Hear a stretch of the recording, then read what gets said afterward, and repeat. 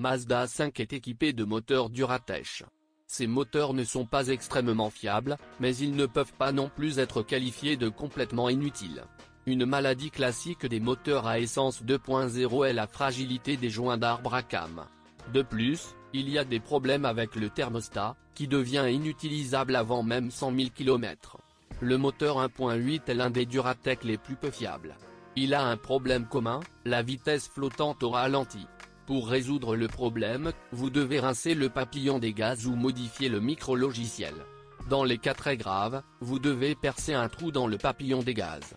En plus de tout ce qui précède, le moteur se caractérise par des déclenchements et des cognements. Cela n'arrive pas souvent, mais cela arrive. Les raisons de ce comportement du moteur sont multiples: détonation, claquement de soupape, problème de bougie d'allumage, de fils haute tension, de papillon des gaz, de bobine d'allumage, de pompe à essence. Sur les moteurs diesel 2.0, les filtres à particules souffrent.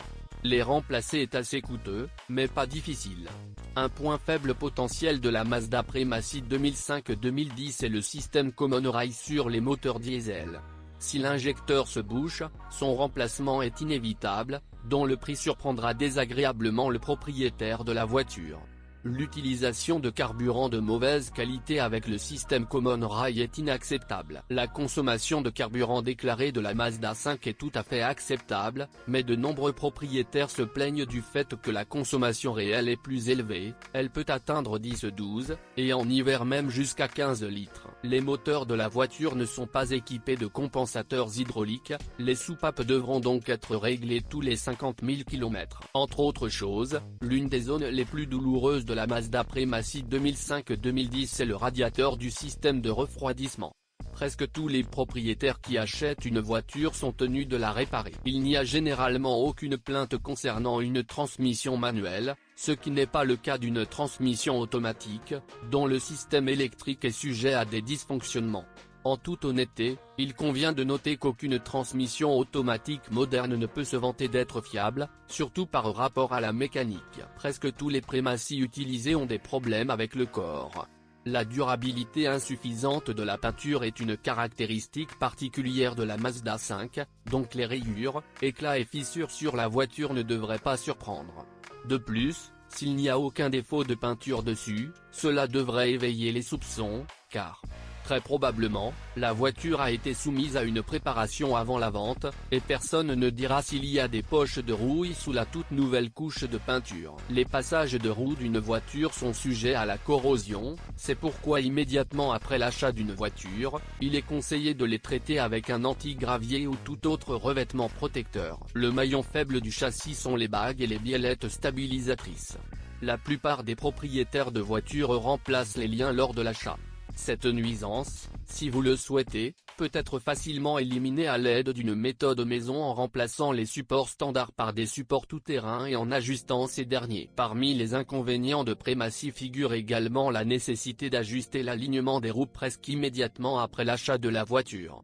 La plupart de ceux qui ont acheté une voiture d'occasion sont confrontés à cette nuance. Les blocs silencieux des bras de suspension avant ne plairont pas non plus aux nouveaux propriétaires par leur fiabilité. Il y a de fortes chances qu'il faille les changer après 70 000 km. De nombreuses plaintes concernent l'airbag droit du moteur à combustion interne. Un problème courant est l'activation spontanée du mode d'urgence pour une transmission automatique dans laquelle 1 à 3 ou seulement 3 vitesses fonctionnent.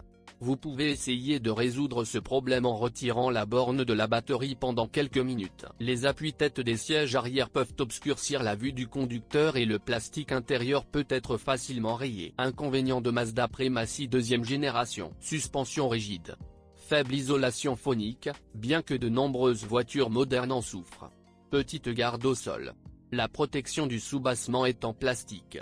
Résistance insuffisante au choc. Si auparavant Mazda, en tant que marque, était l'une des plus résistantes aux contraintes mécaniques, les voitures après 2000 ne peuvent pas se vanter de telle qualité. La Mazda Premacy est une bonne voiture familiale, mais on ne peut pas dire que les avantages et les inconvénients l'emportent clairement sur les points positifs.